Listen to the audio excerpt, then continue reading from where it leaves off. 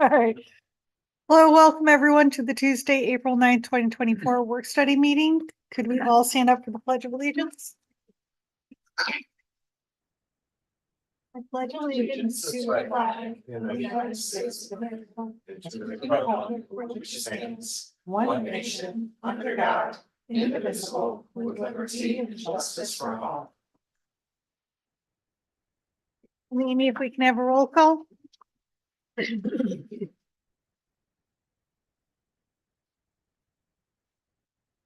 Director Asner. Director Moeller. Here. Director Sartorius. Here. Director Suda. Present. Director Staten. Here.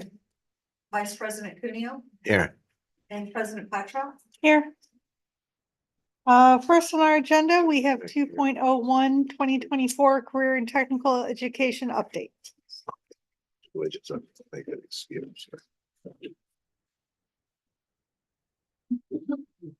All the cool kids. All right. Good evening, President Petrov, Vice President Cuneo, Board of Directors, and Dr. Macklin. My name is Kevin Andert. I am the Executive Director of Career and Technical Education and College and Career Readiness. I have with me this evening Emmanuel Young, our North Tech Principal, Dr. Jake Losey, our South Tech Principal, and Kim Schweiker, our Manager of Student Services for Applied Tech. Tonight, we will be providing you with our Career and Technical Education Update.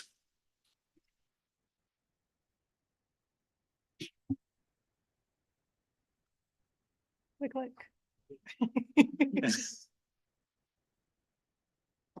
All right, there we are. There we go. All right, so quick definition of career and technical education is there on the screen for you all. Things we just want to highlight is that when you talk about career and technical education, it includes both academic and technical skills, with the key piece centered on the things that students need to succeed in future careers and become lifelong learners. So that's what we're going to be talking about tonight with our programming. As a recap for special school district, there's 3 legs to the career and technical education stool. We have North Technical High School, South Technical High School, and then on the adult side, we have Applied Tech, which is our LPN program, and STL Training, which is our customized training program, which is our CNA, CMT, and manufacturing training. On the screen, you've got the breakdown of which of our sending schools participate at each of the career and technical education high schools. Also there on the far right, you've got for our adult education programming, just a reminder that that's open to any adult learner. They do not have to reside in St. Louis County, and the programming is housed at North Tech and South Tech. So we're going to talk a little bit about the numbers at our 2 technical high schools to start. So what you have there is the breakdown of the demographics between the 2 schools.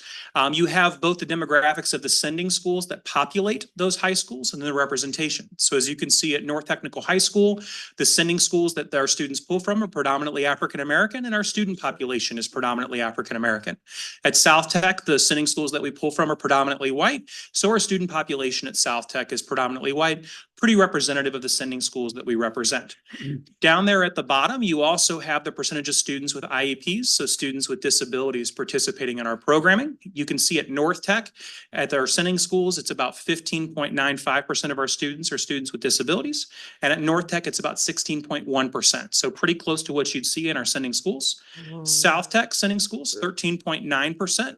Our students with disabilities, and enrolled at South Tech, it's 26.91%. So a little bit higher than what you would see in our sending schools. I mean, that's clearly got to be significant. And if you remember last year's presentation, we had similar data. Yeah. And there's a couple pieces from when we talked to our student population about why we see that trend year over year. One piece is that success breeds success. And so we have case managers, especially in the south and west portions of the county, who do a good job of really identifying those students who would be a good fit in our programming at South Tech, encourage them to apply. The more students who apply, the more students who are likely to get in. So that's one piece of the puzzle. The other piece that we see is the family engagement component of helping students navigate through the admissions process. And so those are a couple pieces that we see, but that is a trend that we see kind of year over year. Yeah, we talked before on this about how we were going to, with students with IEPs, to get them involved in some of the vocational programming because to better prepare them for when they get out. What can we do to elevate or to increase those numbers you think in North Tech? Or do you want me to save these? It's okay. We have questions at the end, but I can take it in the middle as well. I mean, to me, that would be a Yeah. And I understand the question. So when we look at the data, we look at it through two lenses. First and foremost is we want to make sure that we are representative of the sending schools that we send. So we do see that North Tech is in line with the percentage of students with IEPs in the districts that we pull from. So a 16%, when in the sending schools, it's about 60% we match. And so we see that as we are on track, South Tech is a little bit overachieving in that category. And so we're continuing to do engagement with case managers. One challenge that we do see is when you look at the staffing across some of the North districts, we do see more turnover. And so year over year, we have to educate those new teachers on the options and the availability and the programming. Where in the south and western parts of the county, we have a little bit more stability in our case manager population. So they understand the timeline, when to apply, when to get in. And that's something that one thing we do like is the two technical high schools host new teacher orientation. And so while they're in the building, we want to highlight we're here, we're an option, and we'll talk and unpack a little bit about what it would look like to come to North Tech or South Tech. So that's a process change that we hope will help us with getting that information out to those new staff coming in. Thank you. Yeah, absolutely. And so then you have here is our enrollment trends over the previous 6 fiscal years. And so this is based off of the DESE October 1 count. So that's the official count for the state of student enrollment. The red line that you see on the screen is South Tech. The blue line that you see on the screen is North Tech. As you can see, North Tech had a pretty big dip coming out of COVID. Both schools were impacted when we began recruiting virtually. That was a challenge of 1, recruiting students, and then 2, keeping students engaged in a hands-on career and technical education program while you're offering it in a virtual capacity. Also with that North Tech number, know that the transition from the 2020 fiscal year to 2021 is when we phased out began the phase out of the full day program. So that also impacted our enrollment as well. We're really excited about the direction those trend lines are heading, that both of them are back above pre-COVID numbers. Both schools were at a overall, including external sites, over 800 at October 1, which is right where we want to see those schools at. This information here is the breakdown of where our students come from. You've seen this in previous years. So this is a representation of the percentage of their sending school population. So that top line there is, this is North Tech. You can see Riverview Gardens is at 10.96%. So that's roughly 11% of Riverview sophomore, juniors, and seniors are enrolled at North Tech. Jennings, roughly 10.5% of Jennings sophomores, juniors, and seniors are enrolled at North Tech. And you can see that on the whole, 6.9% of the eligible students in our sending schools, grades 10 through 12, are enrolled at North Tech. Anybody on the other side of that line, those are just districts where we have some opportunity for growth. South Tech, few more sending schools. Really want to shout out Bayless there at the top, which is at above 20%. So 1 in 5 students at Bayless is enrolled at South Tech. If you notice, the top 3 schools for South Tech are smaller in size: Bayless, Brentwood, and Valley Park. What we have found is in those smaller districts, when they don't have as many options internally to explore, South Tech really becomes the default option for those students who want to try out something different. We want to celebrate those successes, but also you've got some bigger schools that are at that 10% mark too. Lindbergh is at 10.8%, Oakville's at 11%. So we got some pretty strong numbers there. And then we have some opportunities for improvement down there near the bottom. Placement. So where do our graduates go? This is hot off the presses for our class of 2023. You can see both schools, the majority of our students move on to college or post-secondary training. Keep in mind that those students who are in college might be working in a part-time capacity or a less than part-time capacity in their area while they're pursuing post-secondary education. Employed, North Tech's at about 36% of our graduates went into the workforce. South Tech, it was about 28% that went into the workforce. Military, those numbers have been pretty well flat year over year. Other, as usually that student is between things, that when we call and do graduate follow-up, they're not currently working, not currently in school. They might be still trying to figure out what they're looking to do. Unknown is that we've looked under every rock, we've called every phone number, and we just weren't able to track the student down. Of this data, the piece that we are the most excited about is that green bar at the bottom for both, which is, did the student leave us and move on to do something related to what they studied at North Tech or South Tech? Both schools, more than 75% of our students moved on to do something in a related capacity. We know that we're never going to hit 100%. That is not the goal, because it's just as important to rule something in as it is to rule something out. We're working with 15, 16, and 17-year-olds. So that piece is important to us, but having it around that 75% mark is really where we want to see ourselves. All right, and I'm going to pass it off to do our 2023, 2024 updates. And so Kim Schwacker is going to walk you through Applied Tech. Good evening. So for Applied Tech, we are one of 35 licensed practical nursing programs in Missouri, and we are accredited by the Commission on the Council of Occupational Education. Our program is fully approved also by the Missouri State Board of Nursing, who recently approved our enrollment increase up to 35 students per cohort from prior cohorts of 33. So that's pretty exciting.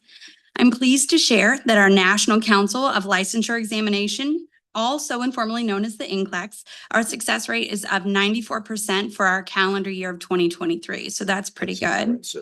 Upon successful completion of the NCLEX, our graduates are earning around $34 an hour based off the Indeed reports for our St. Louis area, which is an annual salary of $70,000. So 1 year of college, then jumping to $70,000 is pretty nice jump.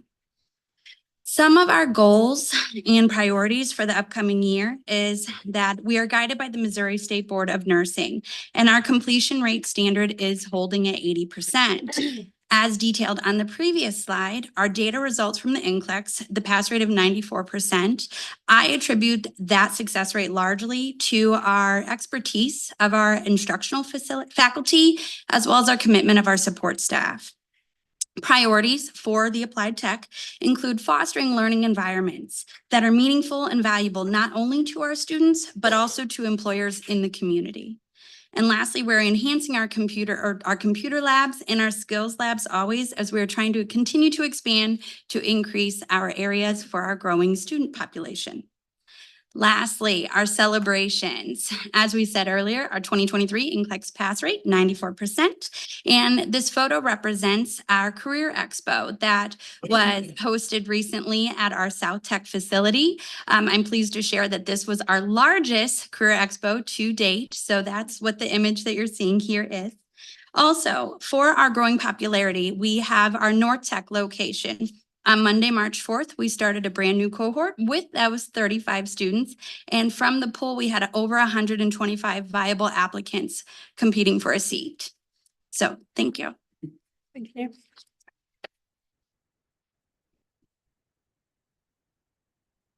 All right, good evening once again. My name is Emmanuel Young, and I'm excited to bring you some updates and some celebrations from North Technical High School. I'd first like to identify 3 goal areas we focused on for this academic year.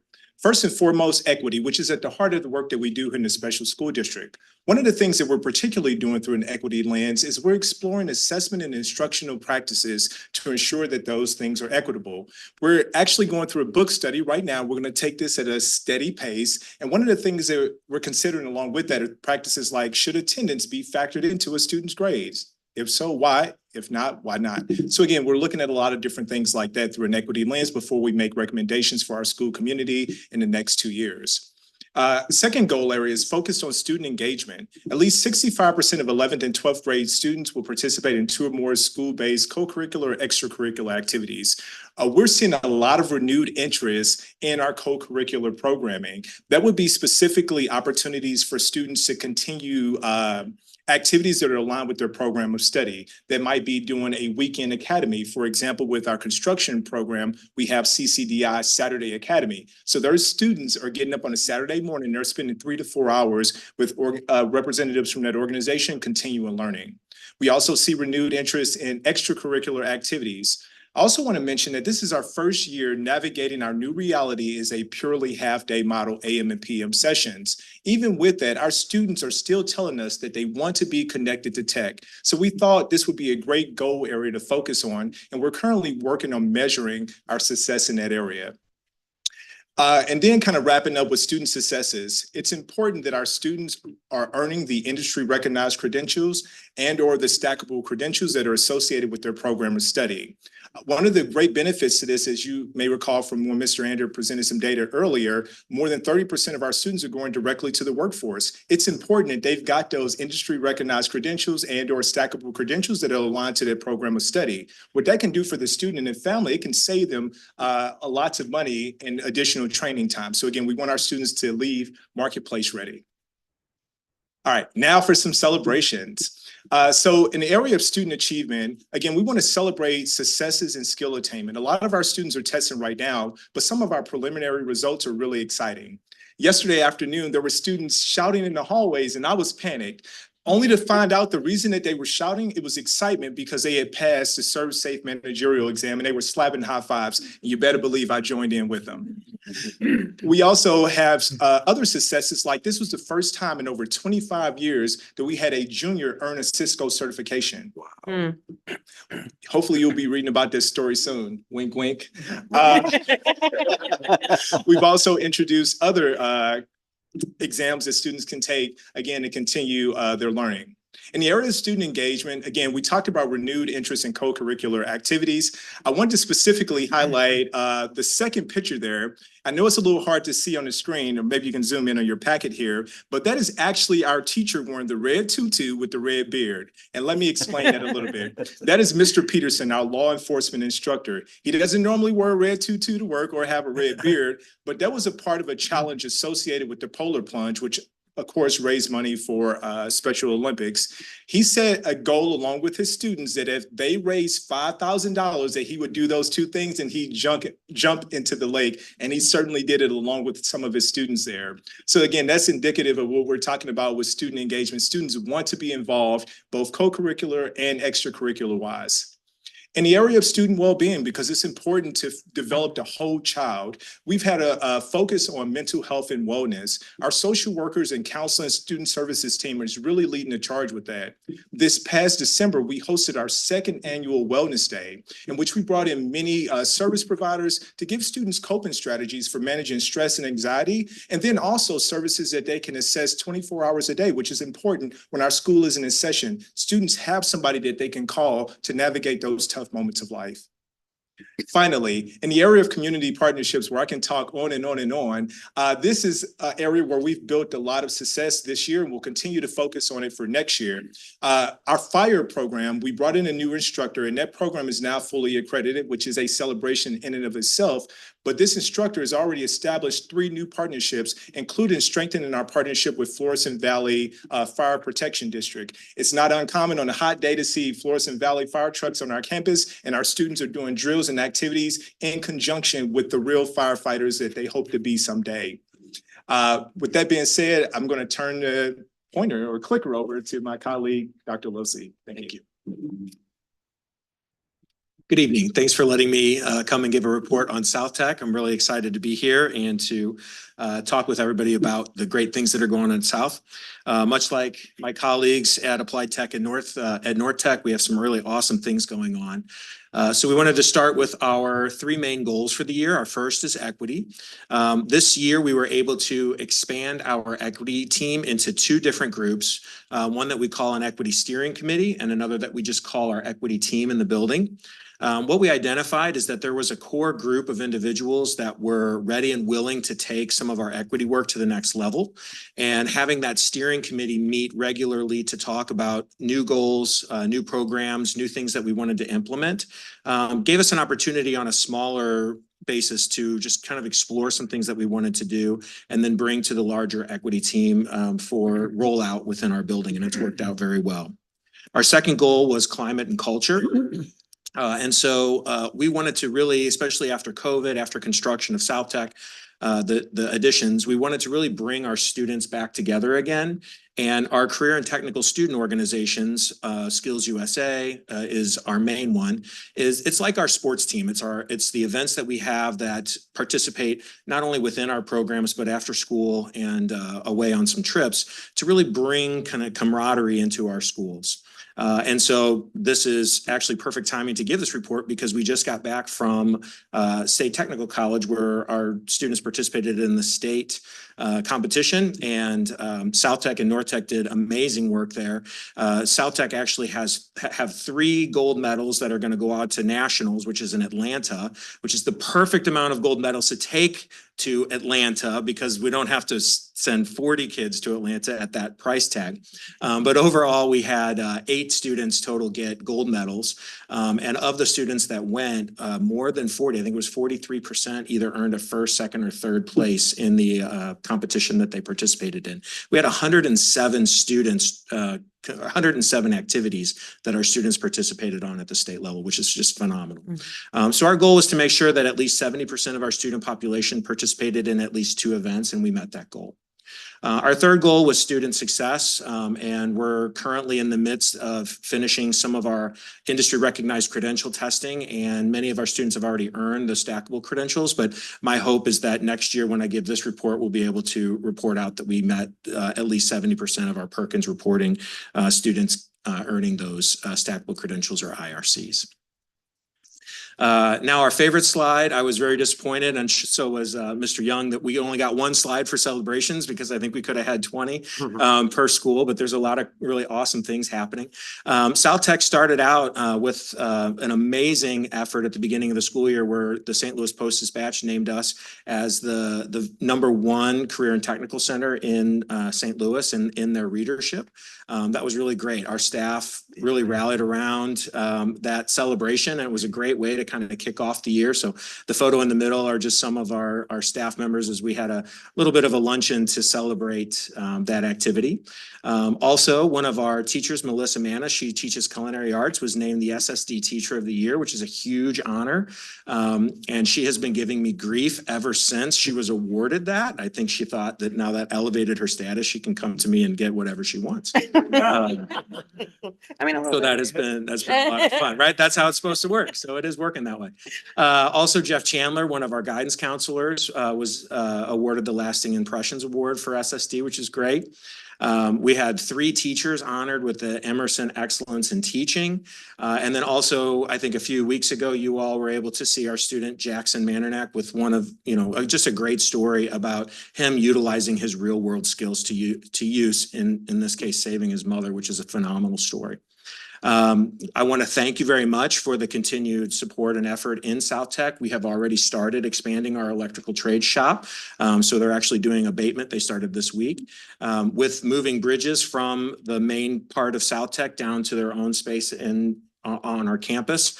We're able to really expand that electrical trade shop and bring that nice new space to those students. They've been waiting a long time and they're really excited. And then just, as we keep rolling through with good news, we've also seen that we have at least 3 students that are honored with SSD scholarships. That's one of the great things about partnering with so many different sending schools is we get to co-celebrate the achievements of our students. So not only does a Rockwood student win something, but also a South Tech student wins something too. So we're really proud of our students and staff at South Tech. Thank you very much. Would it be possible on the individuals that won from the won the awards on the Skills USA? yes, Going to Atlanta? Yes. can they come to a board meeting, or have you already set up a time? Absolutely. I also with their parents, so we can have pictures with Of course. Yeah. I find that's real important, Mhm. especially it's real important. Might be important for the kids, but I know it would be important for the parents. We can absolutely do that. We handed out medals today to the students that received their awards, and our 18-year-old seniors are wearing their medals around Yeah, school. well, They're walking. It would be really Yeah, nice. We can to have- absolutely set that up. Be happy to. Perfect. Thank you. I bet. All right, so just a couple more pieces. So kind of where are we headed to next? So we're working on updating our mission and vision statements for North Tech and South Tech. Working on revising our admissions process for the 2025 cycle. Continuing that focus on credential attainment, as you heard from all 3, that in all of our areas, we're really focusing on attainment of those post-secondary credentials. And the last piece is kind of an exciting one. We're working with the Department of Elementary and Secondary Education to make a rule change. So we can add a new program that doesn't currently exist as a program. So we're looking to add barbering as a program, specifically at North Technical High School. It's a quick 18-month process to get a rule change through. We're halfway done with that process. So just 2 more regulatory bodies and we're good to go. And then adult education. Adult education is going to continue to update the curriculum and instruction to continue to prepare the students for the NCLEX as that exam continues to evolve. So how can you help? I'm sure that's the question that you're all asking yourselves that you just were afraid to ask. There's a lot of things you can do. So first off is continue to support the future capital improvements of our facilities. As Dr. Lozzi mentioned, the electrical trades shop, moving that into the space that used to be bridges to renovate that space. we were built in the 1960s. We have the infrastructure of the 1960s, and we're trying to do programming in 2024. So we're going to be continuing to look to upgrade that infrastructure, the facility to support the high quality programming that we're offering. And we thank you for your continued support in those efforts. You hear about that frequently in our facilities update. And so we're working on renovating those existing shops and building out a master plan of year over year. Where do we need to go next to make sure that we're able to provide the high quality education for students? And then the last piece is just making sure you're telling our story. Oftentimes when people think about career and technical education, they have a specific student in mind, and we really want to emphasize that this is a great opportunity for all students. Any student who wants to explore, that wants to try things out, that thinks they might have an interest but isn't quite sure, what we offer at North Tech and South Tech and Applied Tech are really good opportunities, especially in the high school level while the price tag is still free. And with that, any questions? I think before questions, I just want to acknowledge a couple of things. I think one of the things in our very first conversations, Director Suda asked about placement. Where really are students being placed after they leave at North and South Tech? And so really to see the numbers here are really just excites I think myself and I know the board when we talk about where students are really being placed. And then it has a comparison to state average and then also the growth from where we were a number of years ago. And so I want to echo that sentiment of hard work. Just to add, I ended up playing golf with a guy from Amarin, and he loves you. He loves the tech program. In fact, they hire tons from here. They am liquid gas. Yeah, very strong partnership with both. Yes. I had a question.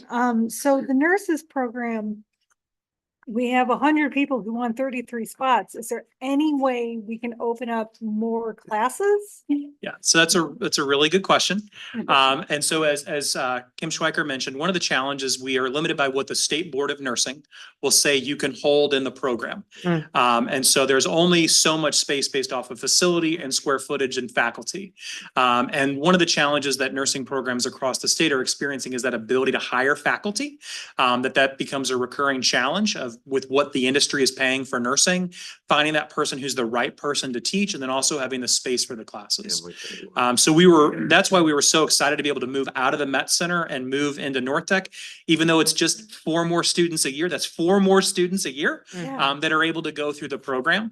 And so that's one of those things that we'll continue to monitor. But at this point, we're really at capacity with space in those pieces. Did we have any problems with transportation to get them to the, because one of the things that the Met program was, everybody said that it was easy to get transportation to there. I'll defer to, I'll let Kim answer that And question. then that was my one concern when we moved, and it seems that is not an issue. Absolutely. And it was a valid concern, most certainly. To date, we haven't had any of our current students or even interested applicants express much stress over the transportation available. So during the 2nd and 3rd trimester, I noticed that many of our students end up carpooling to clinicals based on their clinical groups. So it's really nice that the little cohesive pods get constructed in the 1st trimester. Thank you. Thank you. Any other I questions? have a comment. Yeah. Go ahead. Okay, yeah. I'd like to thank you for the presentation, for the work that you do.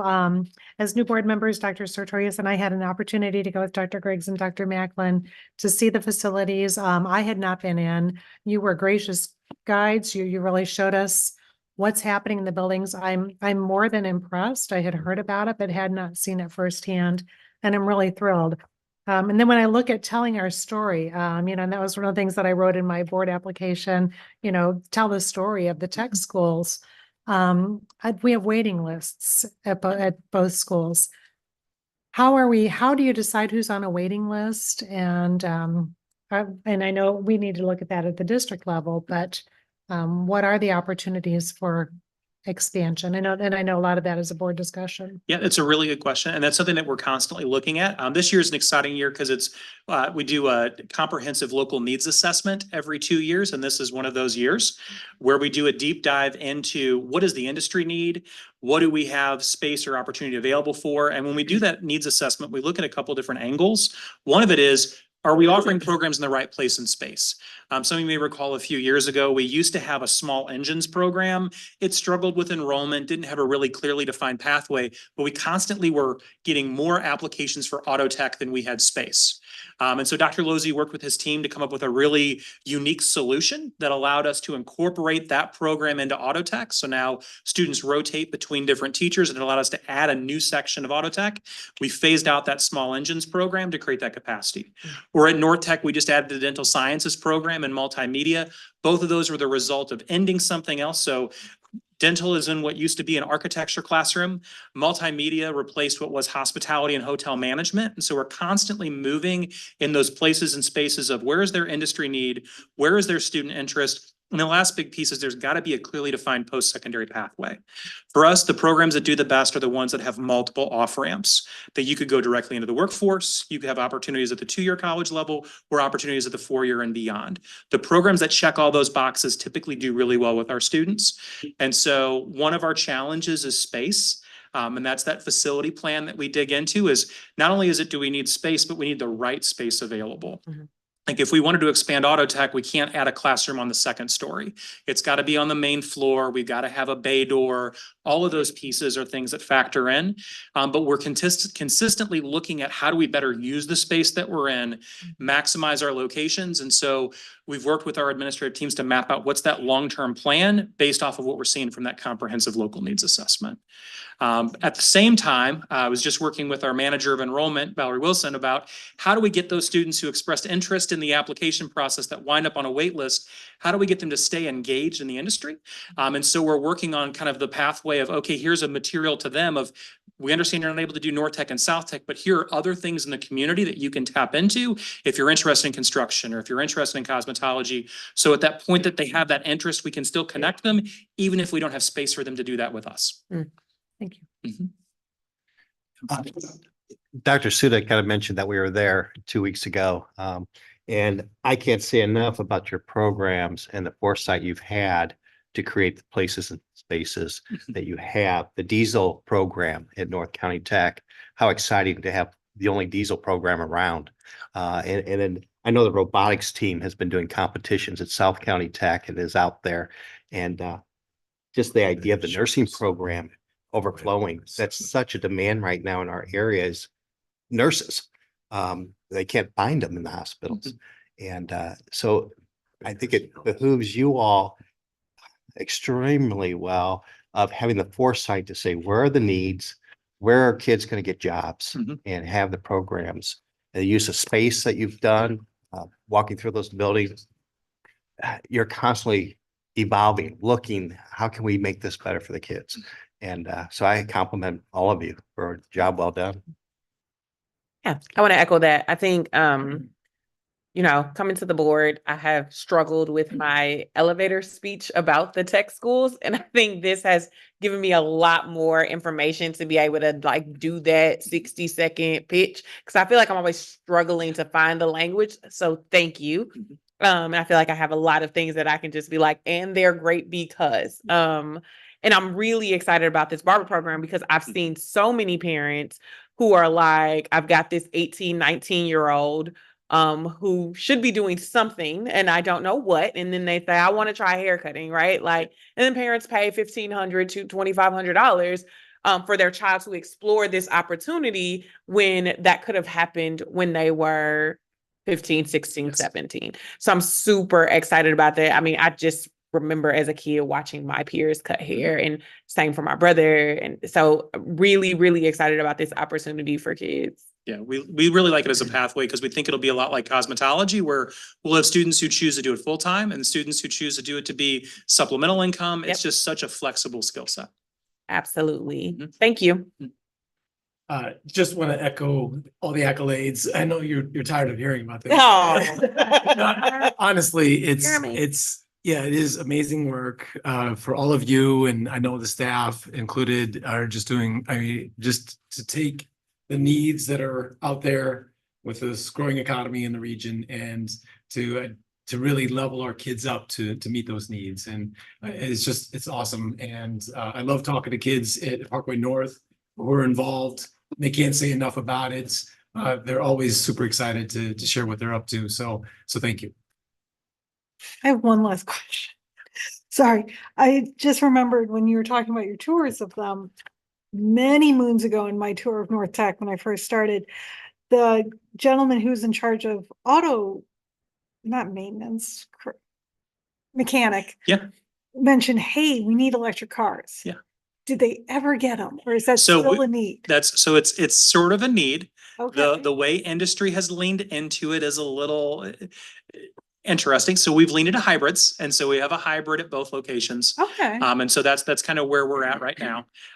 Electric cars, there's still just the cost of entry for us to bring one into our campus is you've seen our budget. So, and for what it would mean for students, where by students doing internships, there's so much opportunity for them to see that outside of our facility, or when we do field trips, that there's our instructors are really good at being creative for that thing that's just too expensive for us to have it on site. How do we get exposure? How do we get awareness without having to necessarily take on the full cost of that piece of technology? Perfect. Any other questions, concerns? Okay, thank you so much. Thank you, Thank you all. everyone. Thank you. Next on our agenda, 2.02, we have the Strategic and Comprehensive School Improvement Plan, third quarter updates. Good evening. Good evening.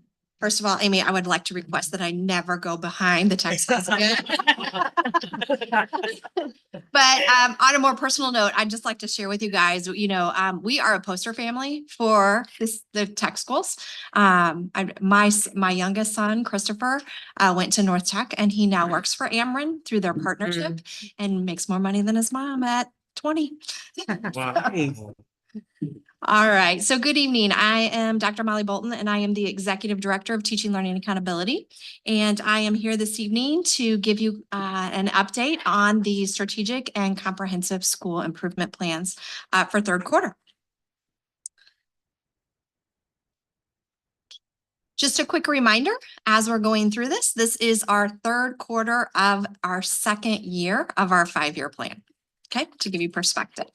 For our new board members, I know our board members who have been around have seen this graphic every time I present, but for our new board members, I really think this is important. This really distinguishes the difference between the strategic plan and the CSIP plan, or Comprehensive School Improvement Plan.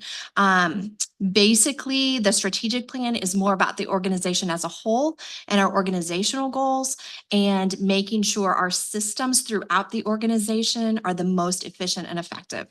When we look at the CSIP plan, we're really focused more on those student outcomes and the impacts that we have on students. So this graphic, our communications department put together when we first introduced both the strategic and CSIP plan. And I think it just really goes to show you the difference between the two plans and why it's important for us to have both. So with that, I'm going to move us into the strategic plan and the progress that we've made with this. So you will recall our first goal is really looking at those data-based systems to really support both the operational side as well as the instructional side. And so Dr. Trevor runs that team. We were fortunate enough to be involved with a grant with MoreNet, and they are working on securing a data warehouse platform for us to try. The great thing about this platform is we are looking for it to enable us to house partner district data for our students on that warehouse. And so that our teachers will have easy access to not only the SSD systems, but also the partner district systems all in one easy place instead of having to go to multiple places. They are also working on some data governance pieces within SSD. And so really looking at some specific data, it's a little overwhelming with as large as we are. And so they are continuing to work on location data for our employees and really trying to streamline that across all of our systems. For goal 2, we're looking at resources and optimizing our resources. So with that, we had 2.1, which that strategy team was identifying the resources that each department used. That strategy did complete their work and passed that work along to strategy 2.2, which is run by Alan Wheat. And basically, Alan Wheat's team has been working on mapping the resources. So some of those resources look at staff to student ratios, the longevity pieces, our non-personnel budgets, as well as transportation factors and technology. And then really looking at our distressed community index and how that impacts our equity of resources and how we are distributing resources based on that. Next steps for them is they're really looking for ways to integrate that financial piece into their planning and their work. And then also gathering those different data sources to dig a little deeper. For our strategic goal 3, that is around communication. And the first one is our business and community partnerships. And so we recently launched a survey with many of our partners and got those surveys back, and we are then analyzing those themes around that. One thing that came out of the surveys is often our partners do not see themselves as employers for our students. And so that is an area that we want to continue to work on and build and support. And then also diversity is a key word. And so exploring the opportunities that we have to expand what many of our partners see as diversity, going further than just race, but also looking at especially folks with disabilities. And so really looking at overall, our partners have had a very positive experience with SSD, and they tend to have like a main contact person, and that's the person they know and work through. So really, just really thinking about how do we capitalize on these partnerships and increase their impact. We did have about 39 of 39 surveys returned. So we have launched it back out to those who did not respond. And so we'll continue to analyze those as they come in. And then we will be having a formalized partner meeting soon and be sharing out these results with our partners. The next strategy is all about engaging our families. And so previously we had talked about the family quality indicator checklist. And our SSD schools family engagement teams have completed those. They did a pre and a post.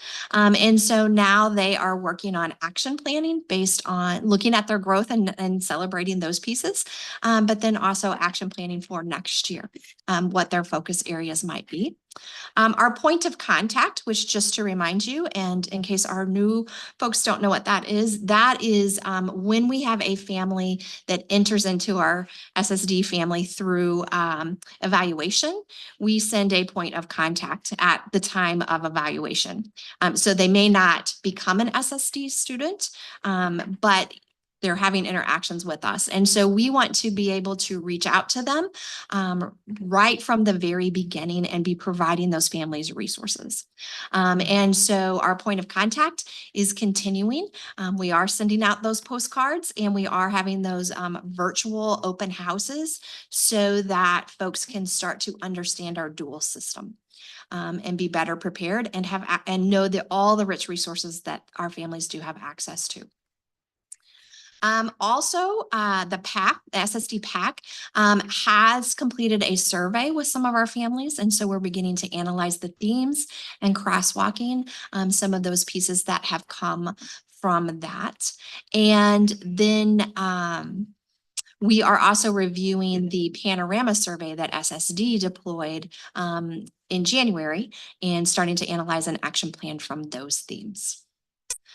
And then the last thing that they're kind of working on is creating a prototype in collaboration with our district PAC, our overall PAC, SSD PAC, to create a family toolkit that's kind of a one-pager where families can access a lot of the resources that we have here. And easier to hand out and say, hey, go, here's a page for you. Let's, and they're able to click or use QR codes to access many of the resources that we have.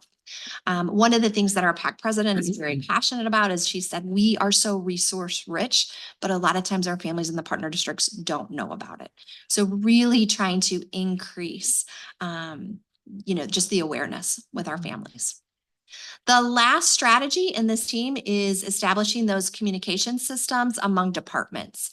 And so this team has been working on a frequently asked questions document specifically for central office as well as the learning center, and making sure that resources are available on those sites so that folks have the information that they need. And then also looking at what are some other ways we can start communicating with folks. We went a little newsletter happy, and folks are kind of saturated. So what's another way we might be able to employ to keep the information flowing? So, and then just really looking at providing some guidelines for communication and helping our folks really use communication methods that are impactful. Moving on now to our CSEP plan updates. Our first one, too far, sorry. First one is our positive post-secondary outcomes with Tammy Yates and Casey Wisdom.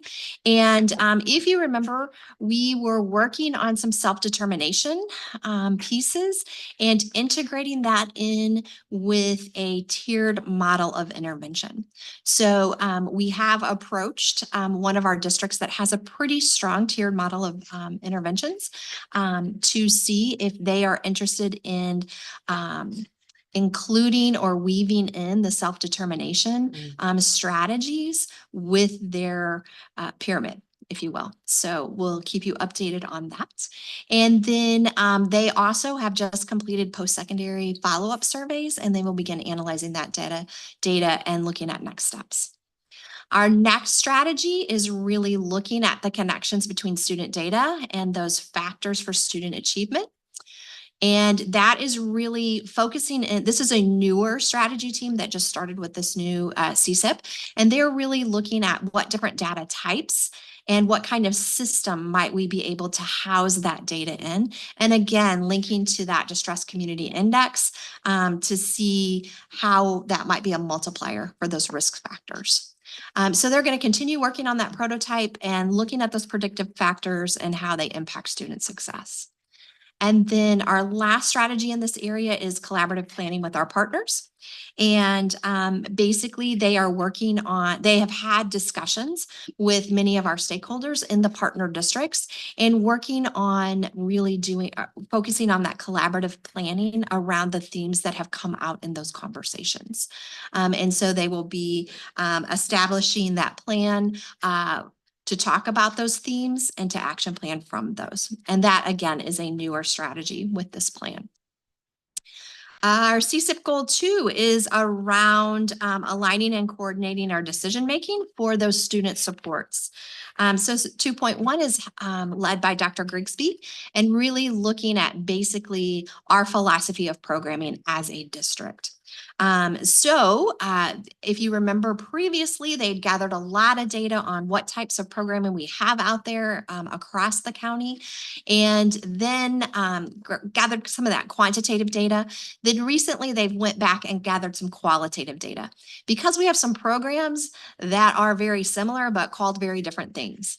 So that qualitative data is trying to help us get at, what are you calling your programs and what does that program really entail, so we can really think about what that complete picture of services looks like across the county. And then looking for trends and placements across the county. So they're going to be pulling this qualitative and quantitative data together and really analyzing it. And then also they have had a subgroup working on some best practices for different areas of disability. And so they'll be utilizing that information too as we move forward with this team. 2.2 is really all about our evidence-based programming. So we've got two major things going on with this strategy team. The first is a core resource guide that can be utilized by our partner districts for when they are adapting different programs for that tier 1 for all kids, and making sure that those programs that they're adapting for all kids meet the needs of our students that we service as well. And then the second piece is really looking at some of those evidence-based practice tools that we have and kind of streamlining where's the most appropriate place for these to be housed in our districts. And also, how are we effectively communicating that those tools are available to our administrators as well as our staff. So we're going to continue to work on both of those items. Our last CSIP goal focuses around our highly mobile students. And Kevin Andert is the champion for this team. And so really looking at some journey mapping here. So they did a low mobility, medium mobility, and high mobility districts. So we've identified kind of those districts there, and then really identifying what are those pain points that are causing students to not be enrolled easily in a particular district, and really thinking about what are some best practices around that we will be able to hopefully implement to make that transition go more smoothly. As well as they are coordinating with 2.1, which was Kelly Grigsby's strategy of that programming piece. So really looking at collaborating with them to ensure that those highly mobile students are in a place where that programming is a smooth transition. So they'll be working on analyzing those journey maps and then identifying some other districts that we may need to include in that mapping. And then as they finish that mapping, kind of see what other questions arise that they might need to address. So with that, I will open it up for questions. About the question, Dr. Bowman. Can you go back to slide 6? Under next steps for 2.2, it says look for ways to integrate financials, and I just was like wanting some clarity around. Mine too. Yeah. That's the same one I had. Oh, wonderful. Because we think Okay. so much alike, Dr. Cuneo. That's right. I've got, how are we doing this? So as we're looking, especially at that non-personnel budget, really looking at what are those financials looking like across districts, and then how is that work integrated into the distribution of resources? Thank you. Molly, again, getting a chance to go around and seeing the schools. Kelly Grisby, Dr. Grisby pointed out some real good programs that we have in place that made a world of difference, specifically at Litziger with the reading and getting us where we need to be academically with the kiddos. There, is this kind of what we're looking at, saying, how do we take a look at those best practices and try to create that throughout the schools? And I see a real need in our partner districts as we're walking around of some of these things too, that we can maybe incorporate our best practices, because I see some of these other schools struggling with the State Department and being in that deficiency area. And I'm thinking, boy, we've got a success story already at Litziger and some of the other places we're doing. We need to be sharing that. Absolutely. And that goes back to those best practices for those different disability categories, so that we can incorporate that into our philosophy and our programming across the county. And then the other thing I really noticed too was the IEP writing assistance. Yes. That seems That to pilot be that we have going on really right now. working well. Love that pilot. And again, I think the more of those best practices we can share of saying, let's set the model for everyone. Absolutely. That's what we hope to do for sure. Thank you. Yeah, I'd like to go back also on page 6 to 2.2. Okay. We're talking about the Distress Community Index. And we heard from our North and South Tech staffers as well, that there's a lot more turnover of staff in the northern part of our service area than the southern part. And I know there are some staffing disparities as well. Yes. Where are those? Are those being looked at as part of this indicator? Absolutely. So if you look at that staff student ratio and the longevity, those are the two pieces that are really getting at that specific issue. Yes, I'd love to see some movement there. I think we all would. And it's a Yes, real challenge absolutely we for would. us and Yes. we'd see better outcomes for our kiddos if we And could what I would say solve this too, problem. what relates to that is that high mobility rate too, right? And we feel at SSD, we can be the equalizer for that because we're in Hazelwood, we're in Riverview, we're in Normandy, we're in Jennings, we're in Rittner, we're in Rockwood, so if a kid is moving, we should be able to be that conduit to make a smooth transition for that student. Thank you. Or Yes. even if they move in the district from one house to another, it could be the only stability they have. Absolutely. But I also, Go on. This is an off the wall one, okay? I love your idea of the one page. Oh, for the family resources, is that where you're going? Okay. And you're going to do this with the pack? Yes, yes. I've got a suggestion. Maybe this is just too off the wall. What would happen if you developed a button like a magnet, okay, about the size of a magnet, so that you put it on a refrigerator? Every parent, every grandparent has something on the refrigerator. What would happen on that magnet if you had the code, the QR code? That way, you could have that entire page right there where you would always have it. So if you wanted it, all you had to do is go right up to it. It would be something, especially with the pack. It's parents are used to having things, and grandparents, which I find many grandparents are involved in schooling now with kids, especially with special needs kids. And so I'm finding that to pass those out would be an easy way to distribute it.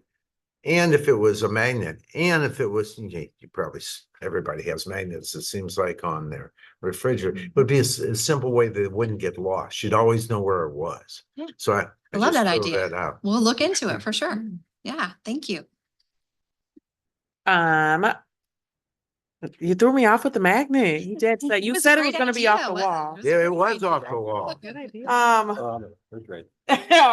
I just started I was just thinking about Fahrenheit. specific programming and teacher retention and this idea that, like, yes, we have really cool programming. And I think that if we're more intentional about adding those programs to North County, that would be much more meaningful experience for teachers. As they like have a program, I'm teaching a program, I know how students are getting into this program. And I'm really trying to figure out my other question. I've got one more, so if Go you think ahead. about it. And of the highly mobile students, for families who might be experiencing distress and they don't know what to do, we gotta get out of the house, we're being kicked out of the house, whatever the case may be. If they called FACE or emailed FACE, does FACE have a social worker or links to social workers who can help with non-school stuff? Yes, yes. So actually so our new director of FACE is a social worker. So Adrienne Eaglin. But they also work very closely with the social workers, and they work very closely with a lot of our community partners. So if you remember, we have the hub up at North Tech where we actually have like Castle coming into North Tech for our families, actually for our whole community. You don't even have to be a family to access them. And they do rent assistance, utility assistance, all kinds of things. So yes, if there was we have that sometimes where a family who is in distress for whatever reason, reach out to us and we are able to connect them to an agency. I think that's wonderful. Yes. Thank you. Yeah, absolutely. I remember my comment. Good. So going back to slide 7 in the one pager, I have a nail tech who's Vietnamese, and her daughter was she just transitioned out of speech. But at talking to her, she was like, "Oh my God, I got the email. I saw you." Like, I sat down and she was like, "Oh, I used to SSD school board." And as she's talking to me, she has her daughter has an ESL teacher. And I encouraged her because she was like, sometimes the IEP meetings are so fast and da. So I was like, request a translator. She did not feel comfortable doing that. And no one offered it to her. And though I said it to her multiple times, every 3 weeks, we have great conversation, and she still didn't feel comfortable asking, and no one offered. Okay. And I'm just like, it's just a thing that, like, we have this resource. Yeah, we do. what else needs to be said? And again, I can see why the parent might be intimidated Sure. to ask, even though I told her, you have this right. And she still didn't. So I just like, how can we continue to tell our parents to just offer? Yeah. Um, Or educate our staff to make sure the offer is made. yes. Mhm. Yes. Yeah. Yeah. So it's not, it shouldn't always be on the parent. It should be. No, on it us should, as well. absolutely, So, absolutely. yeah. Because she, again, was intimidated. Yes. And didn't feel comfortable. Right. Yes, absolutely. Thank you for that. Yes. Yes, I've got one more question. Going, and we're all kind of jumping on the same sort of ideas. On the high mobility districts. And this comes from my time as a teacher, which, it's been a while. But, when I'm looking at the high mobility districts, I think some of them have more proximity to St. Louis City. I remember as a teacher in the classroom, when a student would transfer into a county school from St. Louis City, there were a lot of challenges with coordinating, the communication. Is that something that's being looked at or has been looked at? And then again, we're going to get students from, All over. Iowa or Yeah, North all Dakota. over. Yeah, so we're Yes. looking at the process as a whole, absolutely. But even sometimes school to school in a district can be a challenge or across, even in the county, so we are looking at all those aspects, but the focus really kind of is the county at this moment. Because that's, I think, where we have the most influence, but that's not to say we would not be looking at out of state, out of county, those types as well. Yeah, that's been a challenge in the past. Yeah. Yeah. And I think some of the same strategies would be effective Right. no matter where they're transferring from. Thanks. Yeah. Any other questions? All right. Thank you guys so much. Thank you, Dr. Moore. Next on our agenda is the progress update for the 5-year equity plan.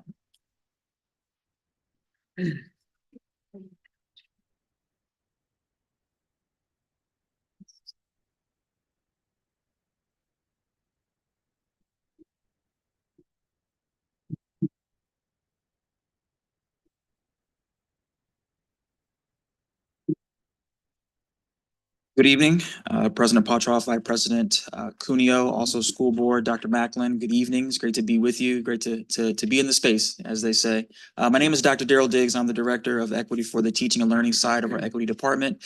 And through our presentation today, our purpose is to be sure that we provide an update on our progress, let you know where we've been and also where we are going, but then also just outline all the work that has encompassed my work in regards to teaching and learning, but also the important work of Dr. Chambers as the Director of Equity for Operations. So we have a story that we're going to weave today on the work that we've been involved in.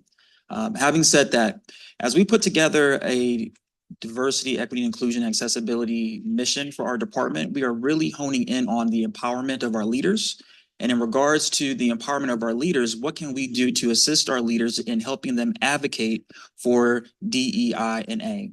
And furthermore, I believe this quote right below says it the best. In order for us to do this impactful work for our organization, it involves the empowerment of leadership development. Now, with that, you're going to see this chart here in your packet from 1 to 4.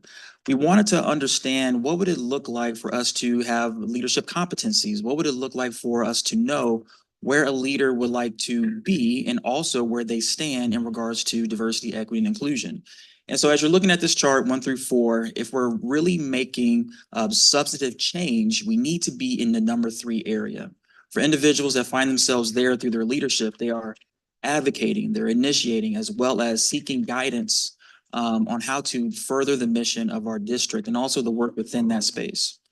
Now, I want to get into a little bit of our collective actions and our goals. I'm really proud to say that at this moment, we have achieved 91.3% of those collective actions. We are either ongoing in action or we have completed, this impactful work that we have been charged with doing through the equity framework. Now, with that, I'm going to go back and forth between Dr. Chambers and I, again, as we're telling this story. So please, Dr. Chambers. Good evening, board. Thank you for allowing me to come and be part of the team to present the work that we've done. as adding in the operations component of the equity work. So the 7 months that I've been on board and kind of allowing you to see where we're moving from moving equity into action for the district. So you can see here that kind of moving forward as we think about moving into year 5 of a 5-year equity plan. Over the course of the last 4 years, there have been a number of tools that have been developed and tools developed to support the implementation of equity practices throughout the organization. And so we are thinking about moving into next year. How do we ensure that our leaders have, 1, access to the tools, and 2, the ability, the leadership competencies, skills, knowledge, and advocacy to start implementing tools to look across the organization as to how we're implementing educational equity. So these tools we foresee next year with the transition of the website to move into the new format, that there would be an accessible place where all leaders in the district could access tools, and then we could begin to continue to work with our leaders through implementing our integration into practice. So year 5 of the equity plan is around integrating into practice. And these are the 4 ongoing activities that we anticipate will continue to function throughout the district, rooted from the foundational knowledge of the equity practices that have been established the first 4 years. Each of the tools that have been designed speak specifically to one of the 4 actions that you see here. So we anticipate that the handbooks, you see that is italicized, that would be the last 2 indicators in the framework, that throughout our organization, we're looking at our handbooks, processes, and procedures, and really analyzing those from an equity lens. So we've developed some tools to be able to support our leaders and in doing that and guiding that work within their spaces. Facilitating department self-assessments to really look at the inclusive environments, not only within the schools, but also the departments, both instructionally and operationally. Of course, continuing to offer professional development opportunities for individuals to continue growing in their equity journey, and then conducting an annual analysis of resource allocation. I heard us talking a little bit about that. So being really clear around how do we look at our resource allocation across the county from an equitable lens? How do we look at our resource allocation across departments within our district from an equitable lens? Thank you, Dr. Chambers. So as we speak directly to the focus for teaching and learning this side of the equity framework that I'm a part of, there's a couple things that I just want to highlight and also just cover very quickly.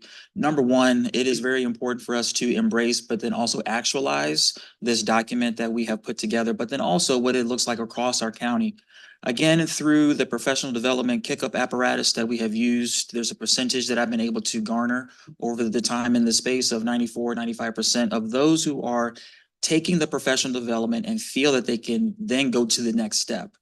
Learn today, use it tomorrow. That's the mindset that we have through our professional development in the equity department. And then furthermore, what does it look like to continue to develop and build the capacity of our equity teams as well as our leaders, as we are leaders of leaders?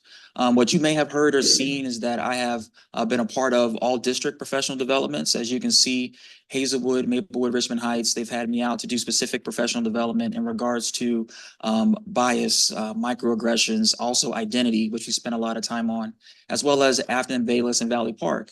And so what this looks like is an all staff, professional development where there's deep connection and a sit-down conversation as to what their needs are from an equity lens, and then how can we best connect this information to then grow their fruits. What you also see on the slide are just some quotes, some things that I have gathered over my course in this role. And furthermore, I'm really excited about this summer, the 25th of July, rather. This will be our 3rd annual Equity Teams Retreat, which is very important for a couple reasons. Number 1, it gives us an opportunity to bring all of our SSD schools equity teams together to align, do some level setting, but then also march forward on our new goals. We will always have a keynote speaker, reflect, but then we'll also establish what the future looks like for us over the horizon. And then we start to process just a little bit. This is a little bit of the weeds, but okay, how do we connect together? Before school, during school, after school, what does that look like, right? Furthermore, just to recap some of the work from all of our SSD buildings, North Tech, South Tech, some professional learning during the school day, also some book studies that we have facilitated in regards to cognitive bias, microaggressions, in addition to Ackerman and also Bridges, who was also going through some PD facilitated by Missouri Baptist University. So through all of this work, they all align together to the specific need that's at the present location, but then also align to the equity framework moving forward. Now, when we talk about the framework, yes, this is year 4, which is centered on the theme of bias. What I'm really excited about is to get us to a place where we're actually looking at year 5, which is how do we integrate all of the learning over the past few years to then put our boots on the ground and then march forward. And so these are some of the courses that I will be facilitating next year in regards to year 5 through our department. And with that said, all of this, again, weaves this deeper story on how we can be actionable in regards to educational equity. And again, Dr. Chambers. Tag I met. Okay, so really when it comes to operations, really looking at just that, and Dr. Diggs said the word a couple times, alignment. So just want to take you through some of the functions of the role that that I have played since being here, and that I am excited about the continued work moving forward. So started this year with 3 goals and continue to have 3 goals. One was establishing and facilitating an equitable operational practice. So in our framework, we focus on ensuring that our practices, our operational and equitable practices are looking at a series of questions to identify how we are establishing practices throughout the organization. And so there was, as I presented in November, there was a group that came together from diverse perspectives, a group of individuals that titled the E3 Employee Engagement and Empowerment Team. And what we're doing is looking at organizational alignment along employees, along departments, thinking throughout the organization from salaries and benefits, titles, roles, responsibilities, all the aspects that make up an organization, are they aligned throughout the organization? Second goal was really around looking at the impact of climate, belonging, and engagement of employees. So I was charged with working specifically with 3 groups I'll tell you about in a minute. And then the third goal, which shifted as priorities shifted throughout the organization, was ensuring that we have a way to ensure a long-term staffing and facilities plan that is equitable and maximizes the district fiscal resources and values employees throughout that process. So looking at the first goal, just kind of where we are with this, still in process and progress. Developing and facilitating that comprehensive analysis, there were 3 areas that team is charged to create a way to ensure that we are looking at strong alignment throughout the organization from varied perspectives. And so we piloted a department alignment process with the communications department, looking at what is the alignment. There are multiple phases, 5 phases of each of the processes that we go through. We look at the organization internally and externally. So comparing the organizational structure to other organizations throughout St. Louis County, throughout other industries. So we're looking at external alignment and how our organization is structured. Second phase is really looking internally at the department specifically. So position to position across one department to another, positions within the department. Third phase, probably the most critical phase and one that I've really enjoyed, is the employee engagement phase. And that's when we talk to our employees. We talk to our people. We ask them, what is the alignment of their position? How is their position evolved over time? How does their position, what value would add to the position that they engage in to serve the outcomes for the district? So we really just give an opportunity for voice and an opportunity to share what the great things are that people are doing within a department. And then that team takes all of that comprehensive information, brings it all together to provide recommendations, comprehensive recommendations of alignment. The team is made up 9 members currently from various departments. So human resources and equity department together with individuals from communications, partner district representation, as well as the academic department. So it's varied lenses that team put together through representation of diversity of individuals from gender, race, years of service to the district, very intentional to ensure that there's varied perspectives around the table. And then of course, when we engage employees, we get to touch and talk to anyone that is connected specifically to the department. So great wealth of information that comes together. And then of course, when we leave the department, we have an opportunity then to continue to follow up. So 2 individuals from that team are called champions of that department. And then we work with the leader. As we said, the equity goal moving forward is to ensure that we have the capacity of leadership to continue to create inclusive spaces in the departments that we work in. So those champions follow up with the leader afterwards to talk about what are the recommendations that can help elevate the department and keep employees engaged within the department. And then we follow up 45 days and 90 days later to ensure that there's still an opportunity for employees to continue to grow and engage within their space. Currently, we're looking at position review, which would be a look at positions without the district. Very different than individual position review, which is an HR function. This is not an HR team. It is fully a comprehensive team that's looking at positions across the organization. So the pilot feedback we've had so far in establishing this equitable operational practice, you can see that there's some celebrations that the work that we do doesn't just stop with here's a recommendation and then we move on. It's about continued engagement with employees within the department, continuing to check in at that 45 and 90-day kind of check marks. Also that all recommendations, it's from a comprehensive lens. So we're talking about the alignment of our organization, operational and instructional alignment. So we're talking about employees as a collective, as staff of SSD, how are we all comprehensively working together to support student success? We know that there are critical components of every department throughout the organization, so we want to ensure that there's alignment when we think about the work that we do. And then some other celebrations is that we're consistent and committed. The team puts a lot of work. We meet every single Friday for 2 hours every Friday to ensure that when we are bringing information together, we're taking a very deep look and a comprehensive look at any of the departments or the positions that we're looking at. Opportunities, again, it's a new process. We did vet it through the operational practice through the equity framework.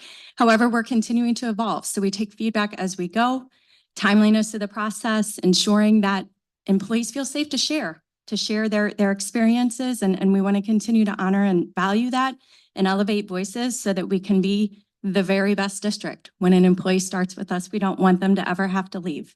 So as we think about that work, we want to use this as an opportunity to retain great people in the organization. Impact. So when we first presented, there was a question as how will we measure the impact of the E3 department? So there are currently, we don't want to add any additional tools, any additional surveys to burden employees or burden anyone. So we are using what we're already using.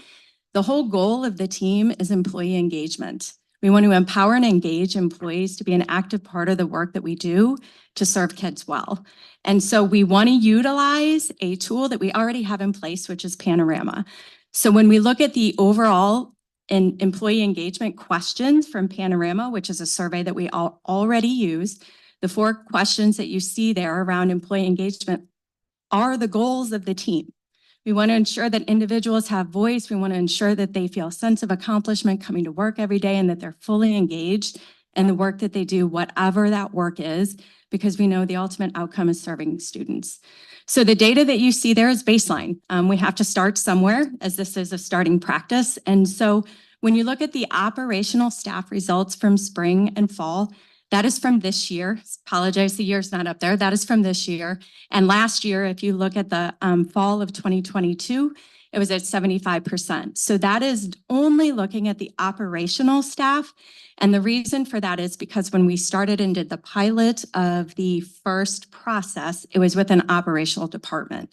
And so we wanted to compare at the beginning of working with the communications department, asking those same 4 questions, how does that data connect? We will run those same 4 questions with the department in 45 days and 90 days with implementing the recommendations to the department leader that the team came up with to elevate and empower the employees within the department. So we anticipate that we are going to see that engagement in that department increase, and which will have an overall impact on staff engagement. Second thing that we want to look at as the department, again, this is a equitable operational practice, so it is rooted in the equity department. And as Dr. Diggs outlined, the focus of our department is really to ensure that our leaders have the tools, the resources, the skills, and the support needed to lead employees well. We know that retention is a direct connection to leadership, and we honor and value that. We want to ensure that our leaders are getting all that they need, as well as our employees. The beginning of the year, the foundation work of the E3 team was to identify universal leadership competencies that we at SSD feel are critical to be effective leaders for the work that they're doing, regardless of the department. And so of those 16 leadership skills, knowledge, and dispositions that were identified in October, you can see the data there. We're also going to be looking at how is the development of our leaders of these competencies. So the operational department's leadership competencies, you can see that was a baseline. Again, of the 16, 77.4% felt that they were strong in those areas. When we looked only at the communications department and all employees in the communications department looking at the leadership competencies, we had an 83. So we'll continue to monitor the development of individuals self-reporting their own competencies. We want to ensure that professional development is responsive to what individuals need. So we want to make sure that the leaders are able to get what they need when it comes to professional growth, development, and learning, so they can best support employees throughout the organization. Goal 2 was the impact of climate, employee belonging, and engagement. 3 groups of individuals that I worked with. Again, these data points are surveys that, as working with the new paraprofessionals that join our district, I work directly to provide a foundation of the framework, framing the framework course for this group of individuals. And then again, I monitor and look at the comparison of the data of their ability to engage, their value. First week that they're walking into the district, do they feel that our district is free and open expression of ideas, beliefs, and values? And that's good news. We want our new employees to feel that they can be an active part of the district right off the bat, so that they can continue to work with us, continue to serve our students, continue to serve well across the district. The next group of individuals that I've been working with for professional development in partnership with the chiefs and executive directors of the operational teams. Again, this was a foundation baseline data that they self-identified. These are some areas that we would like some development and growth. So we were very specific to design the professional learning all throughout this year to meet the needs of our operational leaders across the organization. We are going to ask the same feedback of those individuals on May when we run our final professional learning session with them. And again, we anticipate these areas that they asked for development and growth continue to grow when we respond with professional learning. Last is hiring managers. Part of the role of the director of equity for operation, my role was to ensure equitable hiring practices, ensure that individuals were trained on equitable hiring practices throughout the district. As I began that work in partnership with the OESE leadership, we identified there was a great opportunity to come together and look at our universal hiring practices throughout the organization. And so a byproduct of that work, November through February, all of those groups that you see were part of a collaborative effort to establish universal hiring practices that had a lens of equity through those practices. There was feedback through various departments, as you can see there, and currently the handbook that was developed is looking at legal counsel is currently reviewing that handbook to provide feedback as well. So the hope is right now you see a table of contents of all of the information that's in that handbook, with the hope that next year we'll be looking at rolling out some consistent training for individuals throughout the organization. And then finally, ensuring equitable long-term staffing and facilities, operational planning, which maximizes district fiscal resources and values employees. So working on a structure to ensure that as we look at our facilities planning year to year, and as we look at a long-term future plan, as well as our staffing plan, that it is a comprehensive process that involves various departments, and that we're using those processes, we're looking at those processes through an equitable lens. We're looking at historically, what have we done? We're looking at what's our current state. We're getting stakeholder feedback. We're analyzing what our fiscal resources are to adequately provide the resources needed in a responsible and equitable way. So that will be ongoing work in collaboration with various departments.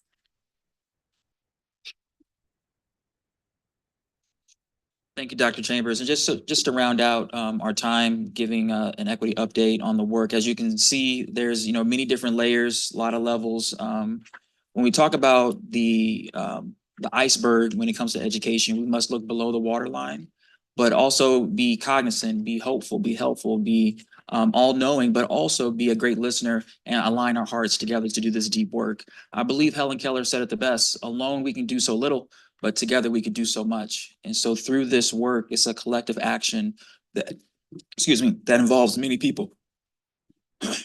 Got choked up, Ms. Keller. But I just want to say thank you, for this opportunity. Are there any questions? I have one.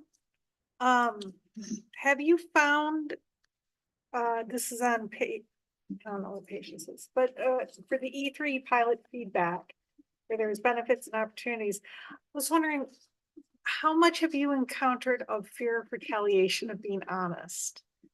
Because the teacher friends I have and whatnot, anywhere, you're scared to say anything, even if it's constructive criticism about your manager, your boss, wherever you are in the ladder, because of retaliation. So how do we keep things confidential, their comments confidential, or their surveys confidential, or just not even put names to things? How do you do that? Thank you so much for that question. Because that's a challenge. And in order, thinking of just my own previous background as a principal and a teacher, and always wanting to ensure that I have information. If I don't know, I can't do anything about it. And so trying to create that safe space, some of it is going to be over time. Individuals have to learn what that team does and how, and that team functions with integrity. We have very strong norms that start every meeting, one of those being confidentiality, because we want to respect the dignity of employees. And that is a norm that we hold very valuable, because we understand that if we ask individuals to lean in and be vulnerable so that we can ensure that we can be part of a solution to align, part of a solution to be the best district in the county, we have to have a place where individuals can be vulnerable. And the actions have to come out that aren't reactive to hurt people.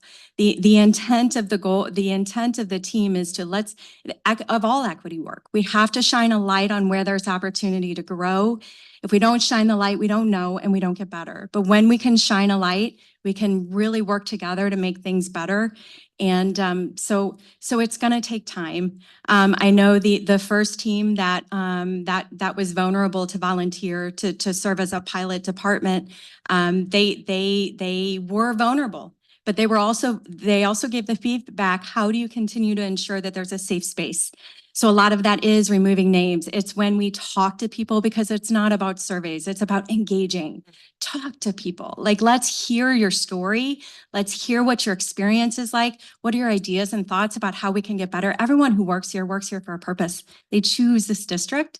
And so how do we allow a space where individuals can tell their story? We can capture that story. Then we take all of the pieces of that and turn it into data. And we have a comprehensive database where it's not about the people, it's about the story. And how do we use that story then to develop recommendations that can help us grow? So it's going to take time and trust that that the individuals that are engaged in that process are very much committed to the integrity of the process. I love the question. Thank you. Thank you. Any other questions or concerns? Yeah, I'd like to thank you. This is such key work. It's so important to have equity foundational. And I love what you said, Dr. Diggs, learn it today and use it tomorrow. There is no better professional development than that, to just be able to use it right away. So I'm fairly new, of course, to the board, and I'm trying to understand the scope of the reach. So are you training leaders and then having them work with their teams, or does this go through every employee through the district?